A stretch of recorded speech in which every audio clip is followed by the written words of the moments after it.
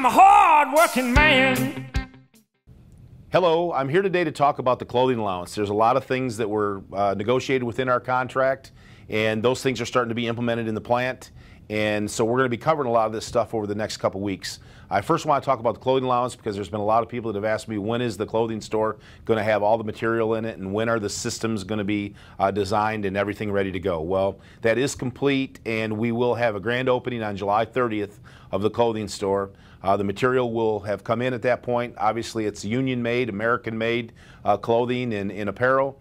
Has a lot of our products on it and in our plant. So that'll be a very good, very good thing, and it give people the opportunity to spend the $400 that has been negotiated for them this year. Those folks that are eligible, and keep in mind that clothing allowance is good until December 31st. So it has to be used by year's end, and these will be annual allowances. There's also $400 that will start January 1st of 2019 as well. So I just wanted to let you know that that's upcoming. There's going to be a total of 6 straight years of clothing allowance here at this plant that's been negotiated, and you can go up to the store starting July 30th. Also, a lot of folks may or may not be aware of this, but you also have the ability to buy a gym membership. It's important for folks to be healthy, and part of the clothing allowance was negotiated so that you could buy a gym membership of your choice. While we prefer you to go to the UAW Local 1853 Athletic Club here located at the Union Hall, it's not necessarily the only place that you can go to get a gym membership. If someone lives in Murfreesboro or Alabama or Kentucky and there's a gym right around the corner that they prefer, they're able to go ahead and get a gym membership there. Just please bring the receipt from that gym membership and turn it in at the clothing store. We've tried to make this as easy as we can for every one of you so that there's one-stop shopping where you can bring the receipt back to the clothing store, and then they will deduct that from your $400 annual allowance. So I wanted to let you know that. One other thing, for those team members that are in areas that require safety shoes, and I know that's not 100%, but there's a lot of areas out there that require toe protection and making sure that your feet are protected in our manufacturing operations. The clothing allowance the shoe allowance has been changed now to $100 instead of the $75 that it's historically been here for the last several years. So anybody that's going over there to buy some shoes, same thing, go to the clothing store. You can get the shoes of your choice and use your $100 allowance if you're in an area that requires safety shoes. So I wanted to let you know that.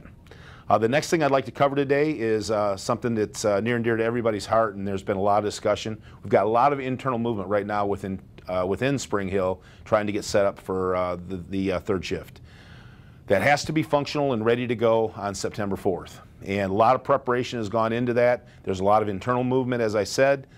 There's also been 72 Appendix A's that have been offered here 2 weeks ago, and then there was 20 contingent offers on top of that. Those offers went out to plants with excess. That meant plants like Hamtramck, Lansing Grand River, Fairfax, and Lordstown. And because folks are laid off there under our national agreement, they have first opportunity at those jobs. So it's the right thing to do to make sure that people have a job and have the capability to maintain their employment with General Motors long term. And that's part of what a UAW collective bargaining agreement does for you, is to provide for job security. So I wanted to let folks know that. Also this week, there was 26 more Appendix A offers that went out to folks and 10 contingent offers. So we'll let you know what the outcome of that is, but those went to the same 4 plants in whatever other plants that I may not be aware of that have excess. So I wanted to let you know that. Also, there's been letters that have been going out to the people that were formerly temporaries here, assigning them a start date.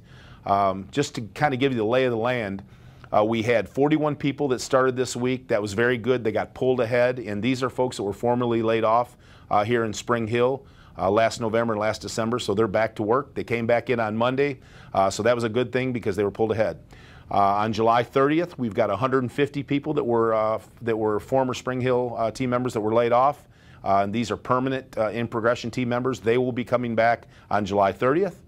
We will have the remainder of those folks come back on August 6th. But both August 6th and July 30th, we'll have 150 people that will be coming into the Spring Hill facility in preparedness for the third shift launch.